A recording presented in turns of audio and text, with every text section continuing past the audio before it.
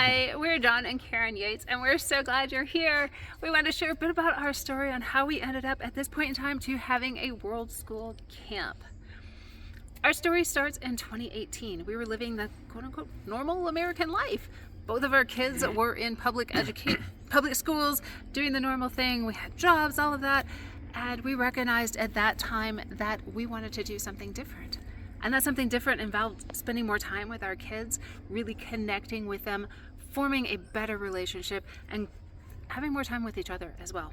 That really wasn't possible with careers and kids in school, so we did, the crazy thing, which was to quit the jobs and leave the States. And when we left in 2019, less than a year later, we were full of questions. And scared to death. Scared to death. Yes. Importantly, though, our first stop in our journey was in Bali, where there was a conference for families that travel. Yes, believe that. A conference, a summit with families, like 100 of them.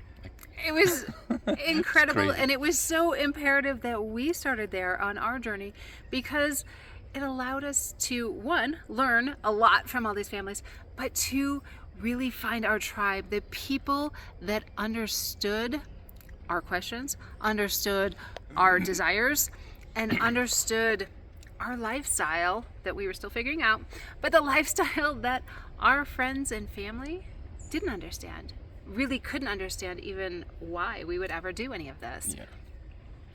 From Bali, after meeting all of those incredible people, many of whom we stay in touch with still, we stayed in Southeast Asia, visiting Thailand and then Vietnam.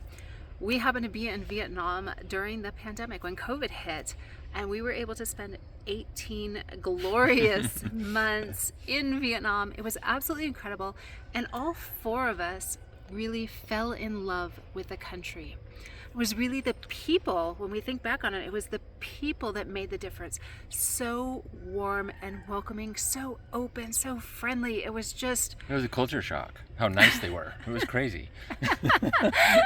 Very, really was. very true. Yes. So 18 months after that, we transitioned to Mexico, and then from there continued into Central and South America. Yeah. So after Mexico, we stopped in Guatemala, and we were in Mexico for 6 months, I believe, and we went to Guatemala, and we just kind of fell in love with that style, not the style, the culture of the people that happens to be like that. I don't know how else to explain it. It's a culture thing. And so that was a beautiful piece. And what happened from Mexico and then, Vietnam and Mexico and then Guatemala is there's a lot of financial disparity. The incomes are extremely low. And when you enter Guatemala into the square of Antigua, the people are trying to sell the tourist things, and we stand out as tourists. And so there's lots of people coming up to you and, do you want to buy, do you want to buy, do you want to buy? And being travelers, we don't buy because we have to carry it with us. So as much as the hand-woven items were beautiful, Yes, oh my just gosh, incredible, gorgeous, we were like, no, we don't want to buy because if we purchase something, then we have to take something out. So we're traveling and we are in the square, and the lady comes up to us and we're not going to buy anything. Can I take your picture and I'll give you some money? In my English, she didn't understand a word of it, but she understood. She knew that you wanted to take her picture. She understood I was going to take her picture. So we're near the center of Antigua, and it's this beautiful arch. Iconic arch. Yep. And then John takes the photo. Takes a bunch of photos and give her a token quetzal. not. We were so new to Guatemala that he didn't realize the exchange rate, and he felt bad afterwards. So, the quetzal, we part ways, and later that day I look at this, going through the photos of the day, and realize this photo of her is just an incredible photo. I've got 2 or 3 from the last lifetime of photos that I've taken that stand out, and this is one of them. And so it was just a really neat photo, and I wanted to find out how I could share it with her. So the story goes, we were here for months, and we ended up looking for her for months, a couple months, we were looking for her. On a daily basis, we would take a walk through Antigua looking for her. They all hang out in the square. She shouldn't be hard to find. We didn't see her for months. Right, until we're nearly ready to leave. And we happened to be walking out one day and we're like, oh, that's the lady from the photo. We can tell. We've got the photo on the phone. We can see, and we were like, oh, it's you. And she seemingly recognized us as well. So we went up, and having children that could now translate Spanish was wonderful. So we let her know that we had something that we wanted to share with her, but we needed to meet her back in the square in an hour. So we then spent the next hour going to 5 different photo shops in Antigua trying to find one that could print this photo that actually had a printer that was working at the time. Seemingly not a difficult thing, but it was very difficult that day. Yes. We finally get it printed, hurry back to the square. It's more than an hour later. We're like, oh, is she still gonna be there? Right. She was. And we presented her with the photo in a nice frame. And she was just, you could see the emotion. It was just a beautiful moment. And she had just pure joy and just pure gratefulness. And you could just see it and feel it. And it was a beautiful moment for all of us.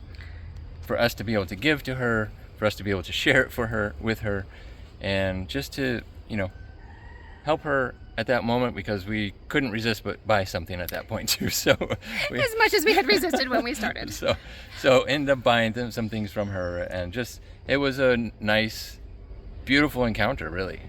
Really. The crazy thing is that over the next couple of weeks, every single time we would go out the door, we would see her. Yes. I was like, what in the world is going on here? We didn't see you for 2 months. Right. And then now all of a sudden we see you every single time we go out the door. Pure chance. And so over the course of time, we start to learn each other's names. So she learns that we're John and Karen. We learn that she's Raquel. And every time we see each other, we smile, we wave. If the kids are there, they translate for us so we can say a few more words. At times we'll get out Google Translate. If the kids aren't there, she'll ask. Anyways, we start forming this friendship with her, and it's a beautiful, just friendship. But we see that she struggles, right? She's selling every single day, and tourists don't buy that much. As much as there's tourists there, they're not buying every day. And so John really had this desire, because of the connection we felt with her, to do something more for her. So I'm struggling to try to figure out how we can help her without just giving her cash, without giving money. It just didn't feel right, because it would be some cash and it would be gone and done. One time. Yep, it's over. So I'm struggling and trying to figure out how can we help her. And we do a lot of things online, and so I was thinking maybe an Etsy store to sell her items online. And so we came up with an Etsy store idea, shared it with her. She loved the idea. Had never heard of Etsy. Not really knowing what it was or what it would do. She just knew we were trying to help her, and that was okay for her. So she agreed. We got a store up and running for her, and it turned out beautiful and making sales right away, literally. And so we would sell 1 or 2 a month, so not a lot. But it turned out to be enough to cover her rent every month. Right. So this continued even after we left Guatemala. Yeah. And so we kept in touch with Raquel on a pretty frequent basis, because we were running the store, we were getting the money. We'd have to contact her, tell her which one to send and to whom, and send her the money. And a lot of messaging back and forth, and just making sure it got done correctly. So that's how that turned out. And so once we left, we were still constantly in touch with her, like I said, on a regular basis. So we kind of formed even a more stronger bond. A deeper connection even with Raquel. Well, after leaving Guatemala, we continued south into Central America and then into South America. And it was while we were in Peru that this idea really hit home, that we were missing those connections with other travelers. We had connections with people like Raquel, some that we could speak to freely in English and others not, but we were really missing the connection, the social connection with other travelers, and our kids were missing those connections as well. And so we really started looking like, what are our options? And there were obviously World School hubs out there. But we looked into them, and there were a couple of things that really struck us. One, the vast majority of them were priced higher than we wanted to spend on a monthly basis. And the second was it didn't always align with our goal of really integrating into the culture of the community where we would be living. So we started formulating this idea that, well, maybe we could create a world school experience that would be different and really focus on our ideals, and that wouldn't necessarily cost an arm and a leg. And so that really struck the idea. We were in Peru at the time and just started thinking, well, where would we want one?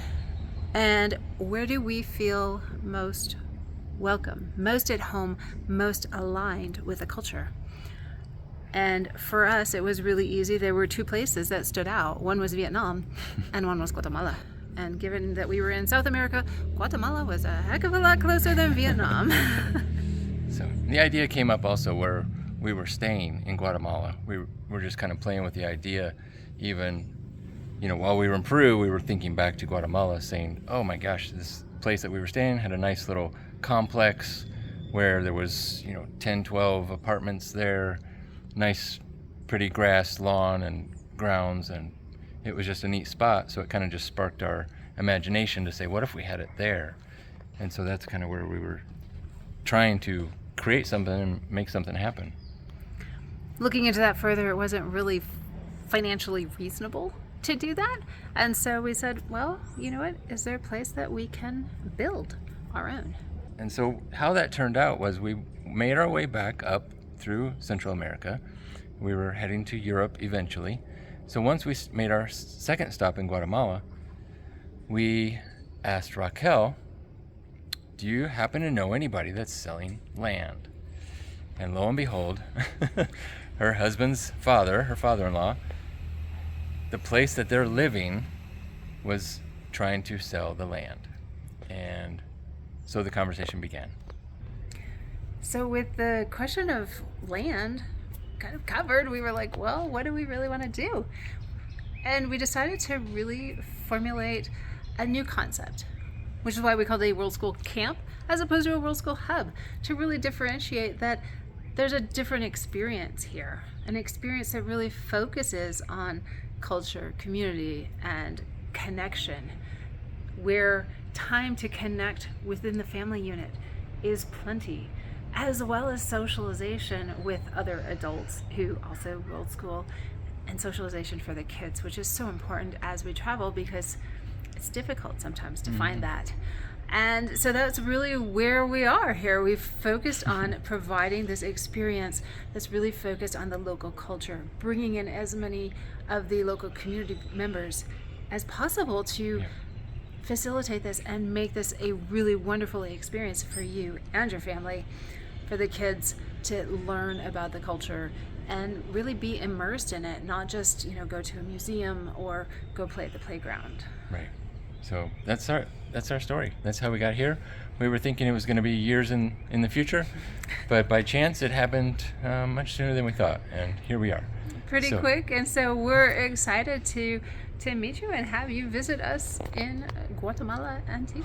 There you go. Antigua, Guatemala. There we go.